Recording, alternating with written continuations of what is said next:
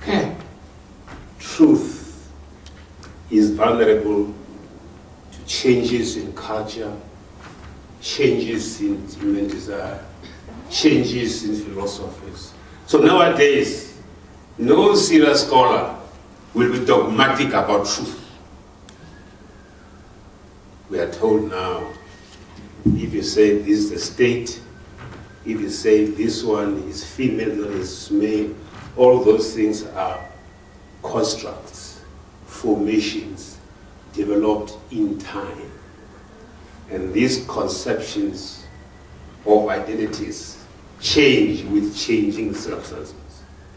So truth has become as unreliable as poetic value nowadays. Okay? Now what dominates scholarship nowadays, right, well over, is that it is the centrality of the imagination. In 1994, we imagined a free world. We imagined a free country. During the slave days, the slaves imagined a free world and took to the Underground Railroad. Inspired by the power of the imagination, not by truth. And they willed the future.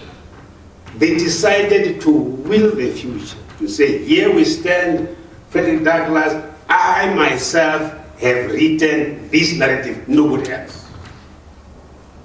So the imagination now is dominant in philosophy, in science, in narratives. And that's why certain storytelling is so central. Because then whatever we do in this century is a product of the imagination.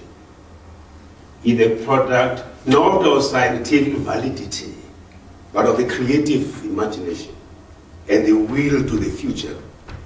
That's why today storytelling is very, very important.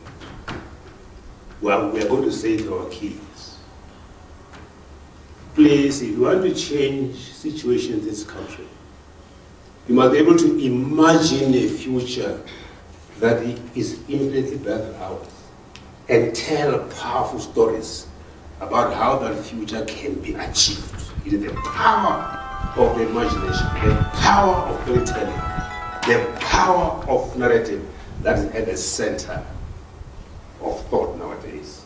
And we should introduce it into education. We will find ways in the curriculum, in research methodologies, the power of the imagination and the power of the will to create a better world and a better future. That's why storytelling is extremely important. I was listening to our colleagues here.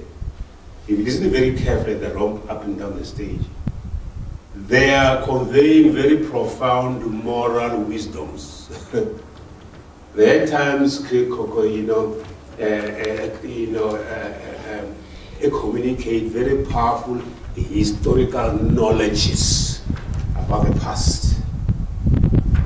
We are saying, given the same capacity, the best scientists create powerful scientific images about what is capable.